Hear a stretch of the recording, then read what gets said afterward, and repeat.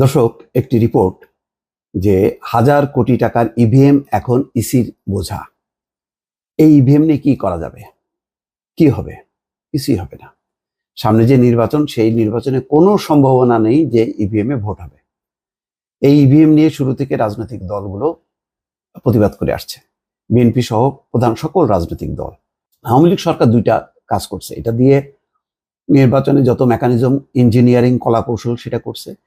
আর একটা হচ্ছে কিছু কর্মকর্তা এই সুযোগে লুটপাট করে তাদের উদর ভর্তি করছে। এটা ছাড়া আর ইভিএম এখন কিছুই হবে না। এখন সমস্যা হলো যে ইভিএম গুলো আছে সেগুলো নিয়ে কি হবে তা নিয়ে রিপোর্ট। এখানে বলা হচ্ছে ওয়্যার হাউস খালি করতে বিএমটিএফ এর চিঠি। বিএমটিএফ এর দাবি ভাড়া বাকি 60 কোটি টাকা, ওই যেখানে রাখা হয়েছে এই ইভিএম গুলো। মেয়াদ না থাকায় প্রকল্প বুঝে নিতে পারছে না ইসি। বহু যন্ত্রপাতির কোনো ঠিক ঠিকানা নেই, সেগুলি অচল না সচল। এখানে বলা হচ্ছে যে বিএনপি সহ বিভিন্ন রাজনৈতিক দল এবং নাগরিক সমাজের অনেকের ব্যাপক আপত্তি থাকা সত্ত্বেও তড়িঘড়ি করে একাদশ জাতীয় সংসদ নির্বাচনের আগে 1.5 লাখ ইলেকট্রনিক ভোটিং মেশিন কেনার প্রকল্প নিয়েছিল তৎকালীন KM নুরুল হুদার নির্বাচন কমিশন। তবে সেই নির্বাচনে পরীক্ষামূলকভাবে মাত্র 6টি আসনে ইভিএম ব্যবহার করা হয়। 1.5 লাখ টাকার কেনার প্রকল্প হাতে নেয়, 6টা মাত্র ব্যবহার করা হয় জাতীয় নির্বাচনে।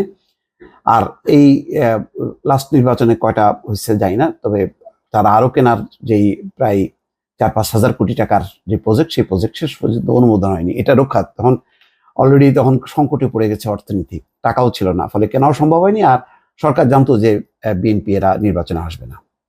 ইভিএম কোথায় রাখা হবে প্রকল্পে তা ছিল না। এই কারণে বাংলাদেশ মেশিন টুলস ফ্যাক্টরির ওয়্যার হাউসের বকেয়া ভাড়ার টাকাও দেওয়া হচ্ছে না।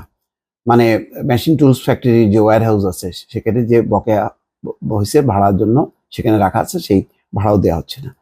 এই অবস্থায় 31শে ডিসেম্বরের মধ্যে ইভিএম বুঝে নেওয়ার জন্য ওয়্যার হাউস খালি করতে ইসিকে চিঠি দিয়েছে সেনাবাহিনী পরিচালিত রাষ্ট্রীয় প্রতিষ্ঠান বিএমটিএফ। 1 বছর মেয়াদ বাড়ানোর পরও প্রকল্পটির সময় শেষ হয়ে গেছে গত 30শে জুন। অব্যবহৃত রয়ে গেছে প্রকল্পের 116 কোটি টাকা, যা ব্যবহার করা যাচ্ছে না। অন্যদিকে বিএমটিএফ এর দাবি ভাড়া বাবদ ইসির কাছে তারা 60 কোটি টাকা পায়।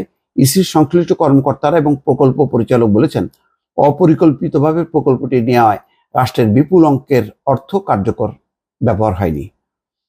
তো এই হলো অবস্থা। আসলে তো এটা লুটপাট ছাড়া আর ইঞ্জিনিয়ারিং, ইলেকশন ইঞ্জিনিয়ারিং করা ছাড়া আর কোনো কাজে ব্যবহার হয়নি। এখন এটা বিরাট একটা বোঝা হিসাবে সামনে আবির্ভূত হয়েছে। দর্শক, ভালো থাকবেন। আল্লাহ হাফেজ।